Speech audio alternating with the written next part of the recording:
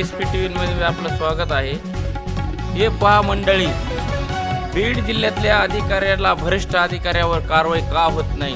भ्रष्ट अधिकाऱ्यांनी इतके कोटी रुपयाचे पैसे करून तरी बी अधिकारी असे म्हणतात की आम्ही एकदम क्लिअर आहोत। कुठल्याही प्रकारचा भाग बीड आता हे पहा, वनीकर खात्यामध्ये कितीतरी कोटी रुपयाचा घोटाळा झालेला आहे, तरी वन विभागामध्ये सध्याच्या काळामध्ये काही लोक उपोषणाला बसतात, त्यांची चर्चा होती, पण कुठल्याही प्रकारचा अधिकाऱ्याला कुठल्याही ह्याच्या प्रकारचे धाक नाही का, धक नाही का, काही नाही। आपण जर विचारायला गेलो तर ते बोलायला पण राजी नाही। असे बीडमध्ये गंभीर हे चालू आहेत सध्याच्या काळात। आता सध्या जर बघायला गेलं बीड सिटीमध्ये गुंडगिरीचं सगळं वातावरण वाढलेलं आहे। कुठल्याही प्रकारचा अधिकाऱ्याला कुठल्याही प्रकारचा धाक राहिलेला नाही।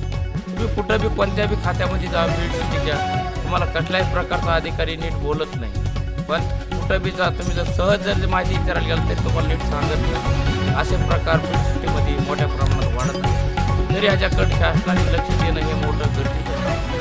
त्याच्याकडे जर गरज नाही दिली तर काही दिवसाच्या काळामध्ये बीडचा बिहार होण्याची शक्यता लवकरच आहे।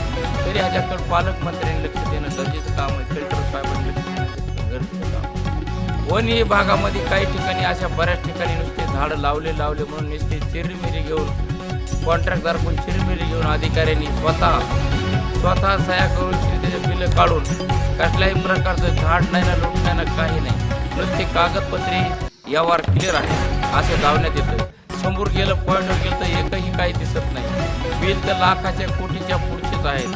त्याच्यासाठी सरकारने त्याच्याकडे गंभीर्याने लक्ष देणं हे वन विभागाकडे ही मोठी गरज आहे। वन विभागामध्ये आमचे पत्रकार बंधू गेलेले होते, साहेबांना चर्चा केली, तिथं फोनवरून दूरध्वनी येऊन तर त्यांनी उडोउडीचे उत्तर दिले की बाबा हे लोक उपासणार पडले, तर म्हणले मी काय करू, हे असे तर सांगत असते।